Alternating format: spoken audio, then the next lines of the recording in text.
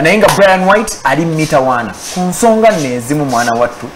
zesitegeera nange obulungi bimbuza abuza mpulira bamu Brian White passport yasoko gifuna tavanga ko mu Uganda passport yasoko gifuna yali agenda okulaba zali e South Africa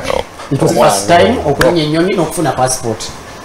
so tabalimba nti alinako abantu be Italy bintu bye yabiferera nga biferera wano mu Uganda ne Brian White ona gyati kifaananyi ajja kifaananyi Red the Brian White ko mulaba nga nanso kusibya kuba mazira with Red and Wisdom 10 years of raw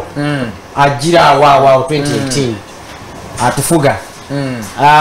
tumie kubiriwo one zokusokera dala na ine unyanyo Brian White oyo ntwacha ali Rocky kuchaba chala yes tabadde nnyo musikano z'abakyala tazibadde era ku Thursday nainda ba Dr. Colonel Besigye nemuzale mukyala wange nemugamba naye ukimanyi Besigye talina scandals z'abakyala around him he doesn't have sex scandals around him if you observed okujjako kyekye bagamba ekyalo kyokka which we don't verify yes so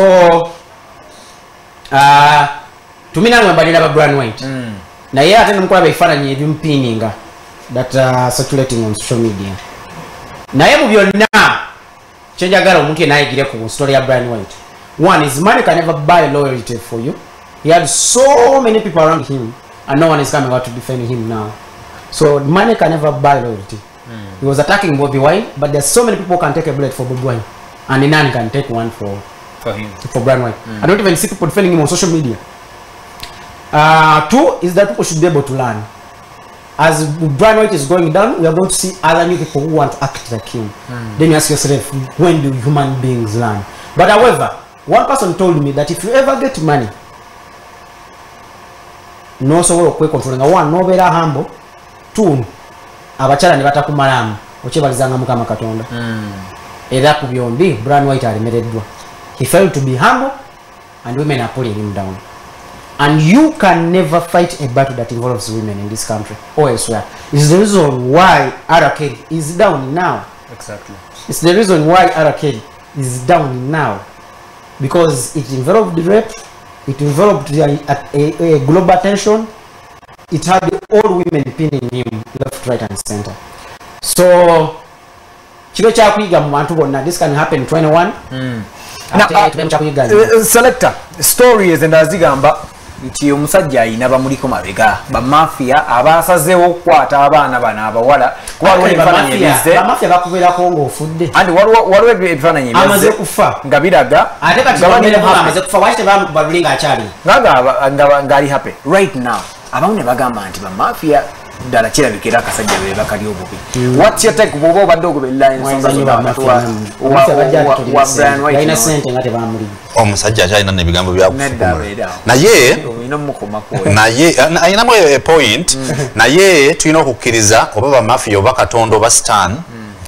okusoomoozebwa kutera okusanga abasajja kwe batera okuzannyako ne mu firimu bakyala Kibuuka Omumbaale waliwo olutalo wakati wa Bunyoro ne Buganda Nakayima namubuuza naye bebi nga Munyoro saidi ze Bunyoro Kibuuka weeno naye bebi obakuba otya tinze ondaba ngira n'entumbira mu kiraawo waggulu awo n'enkuba embaata za Bunyoro ezo omuwala n'addayo waabwe n'abagamba kati ono omusajja abadde atukuba ennyo alwanira mu kire mukuba ekiro ekyo ne Solomoni King Solomon Suleiman yalina amaanyi mangi nnyo omukyala namugana ye bebi enkuba gy'okuba nzibu amaanyi gali wanti wano mu nviiri agenda okudda engulu nga bamusazeeko enviiri yamaliriza amaaso bagatunguddemu bwe yagezaako amaanyi galinga ng'enviiri ezidda yeekaalu yagwa bugwi so abakyala kusoomoozebwa kunene ate be bamama baffe kiri so unfortunate nti Brian White ali mu layini eyo atamanya sibanga omukazi yasobola okwogera n'omusota era omukyala so mu Uganda tubeeramu ne stories ezisobola okujjayo literature omulungi for a movie. Yes.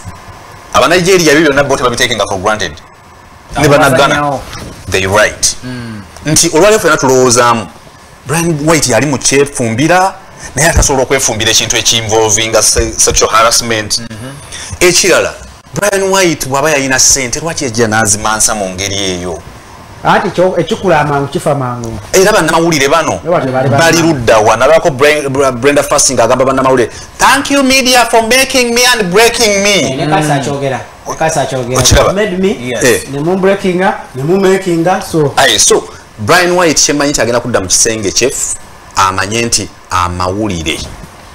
ne boliga bribing o chatosobola kufuna loyalty yago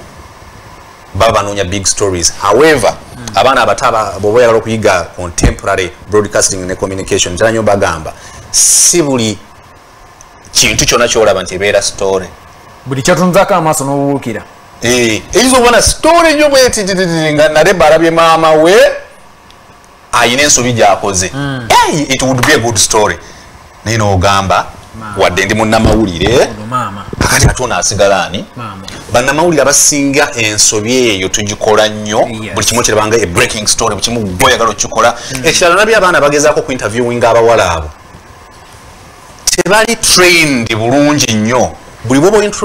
interviewing omuntu ali emotional getting down olaba abazungu ng'atuula ne mu ttaka awasobola okwenkanankana ne gwakola ki tomupininga tomugriringa okiraba so be emotional with them get more details musembeze bwomusembeza bakulaga nga abatume ochi kyekyo anti kati oyita nnyo ebbali